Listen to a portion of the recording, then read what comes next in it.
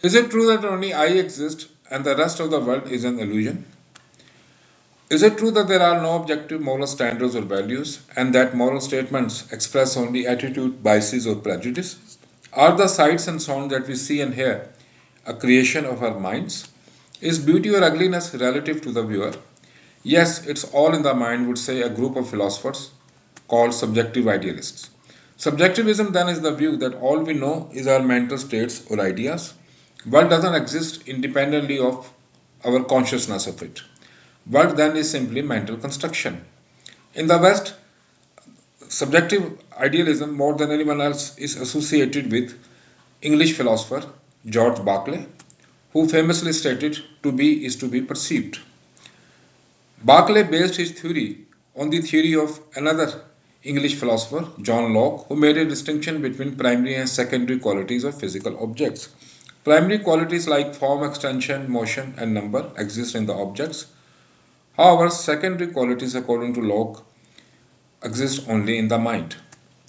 However, for Berkeley, both primary and secondary qualities that we perceive are dependent on the mind. Physical objects or matter is mental construction. The world consists of conscious beings and their ideas. According to Berkeley, then, to be is either to be a perceiver or be perceived. But if it is true, then can we say that the table at which I work ceases to exist when I am not looking at it? No, Berkeley would say, because God will continue to perceive it. However, an alternative answer may be that how do we know that the table doesn't cease to exist when none of us is perceiving it? If you are liking this video, please subscribe to my channel Wisdom of Life. The 20th century American philosopher Ralph Barton Perry introduced the concept of egocentric predicament, according to which we can never go beyond or outside our experience. Anything we know is always an object known. What a thing would be apart from our knowing it, we can never know. Another 20th century American philosopher, W.P. Montague, introduced 7 stages of subjectivism. At stage 1, there is belief in the subjectivity of dreams, illusions, and hallucination. At stage 2, there is belief in the subjectivity of imagination as well. At stage 3 and 4, there is belief in the subjectivity of secondary qualities and primary qualities respectively. At stage 5, there is belief in the subjectivity of time and space and laws of nature.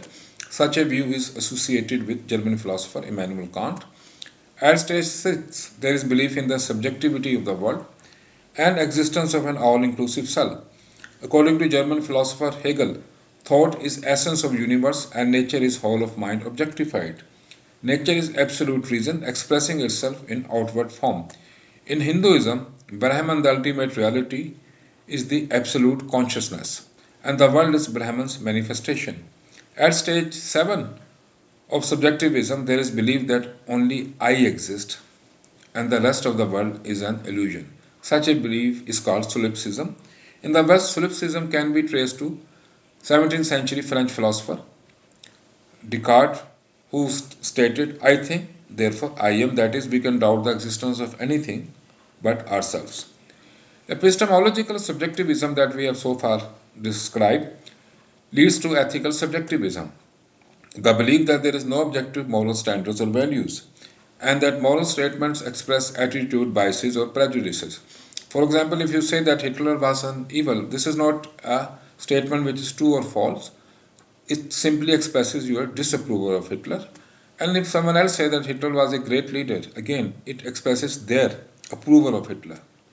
Ethical relativism in the West is associated with ancient Greek philosopher Protagoras, who stated, "Man is the measure of all things." The notion of moral subjectivism is also central to the ancient Indian epic of Mahabharata. The warrior Arjun gets cold feet at the thought of killing his own relatives in the ensuing battle. Lord Krishna tells him to fulfill his duty of a warrior without regard to consequences. He tells Arjun, "Death is as sure for that which is born as birth is for that which is dead. Therefore grieve not for what is inevitable." I trust you like this video. If that is the case, please subscribe to my channel Wisdom of Life. Thanks for watching.